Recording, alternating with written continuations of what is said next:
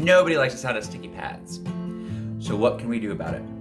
The first thing is to try to prevent getting sticky pads in the first place, especially if you have a new flute. I brush my teeth every single time I practice the flute.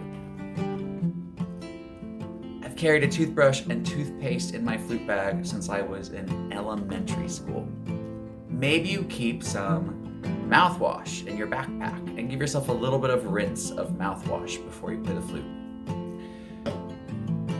Either way, swish with water after you brush your teeth or use mouthwash, or at least before you play the flute.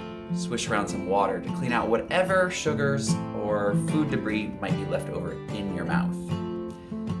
Secondly, swab your flute after every use, sometimes during a use.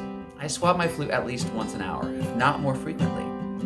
Make sure that the inside of your flute is staying dry, and that will help the pads themselves stay dry. Third, dry the pads themselves, and there's a few ways to do this. There are products that are on the market now, like the spit sponge that you use to dry the pads. You might also use certain types of paper. A lot of flute players will use cigarette paper. Be sure to find non-gummed cigarette paper. It comes in packages like this, and I cut the package in half so that way I get double the use out of it.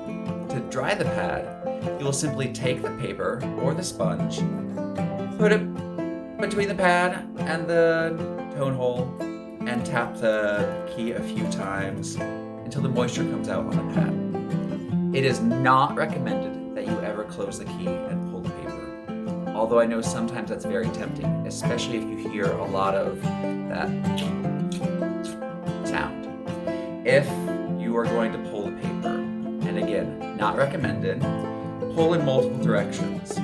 So sometimes you might gently press the key and pull toward you, gently press the key and pull up, gently press the key and pull down. So that way you're not wearing the pad out in the same direction every time. Do not use dollar bills. They're one of the dirtiest types of paper on this planet. You don't want that anywhere near your flute. Remember, the best way to not have sticky keys is to avoid it in the first place. Keep your mouth and your flute clean as you practice flute.